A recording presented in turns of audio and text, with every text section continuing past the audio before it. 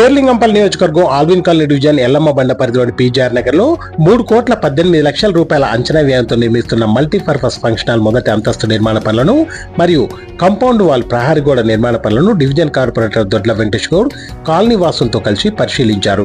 ఈ సందర్భంగా కార్పొరేటర్ మాట్లాడుతూ పీజీఆర్ నగర్ కాలనీలో నిర్మిస్తున్న మల్టీపర్పస్ ఫంక్షన్ హాల్ నిర్మాణ పనులకు నాణ్యత ప్రమాణాలతో చేపట్టి త్వరగతిన పనులు పూర్తి చేయాలని సంబంధిత అధికారులను ఆదేశించారు.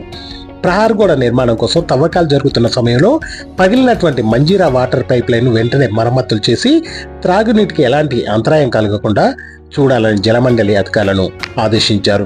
పీజీఆర్ నగర్ కాలనీ వాసుల చిరకాల కోరిక త్వరలోనే నెరవేరుతుందని, అందరికీ ఆమోదయోగ్యమైన ఫంక్షన్ హాల్ ను అన్ని హంగులతో సకల సౌకర్యాలతో నిర్మిస్తున్నామని కార్పొరేటర్ తెలియజేశారు. ఫంక్షన్ హాల్లో పేద మధ్యతరగతి ప్రజలకు, ఇక్కడి పరిసర ప్రాంత ప్రజలకు ఎంతగానో ఉపయోగపడుతుందని తెలియజేశారు. ఫంక్షన్ హాల్లో వివాహాది శుభకార్యాలు, సమావేశాలు, సభలు, చిన్న చిన్న ఫంక్షన్లు, జన్మదిన వేడుకలు నిర్వహించుకునేందుకు వీలుగా ఉంటుందని ఆయన తెలియజేశారు.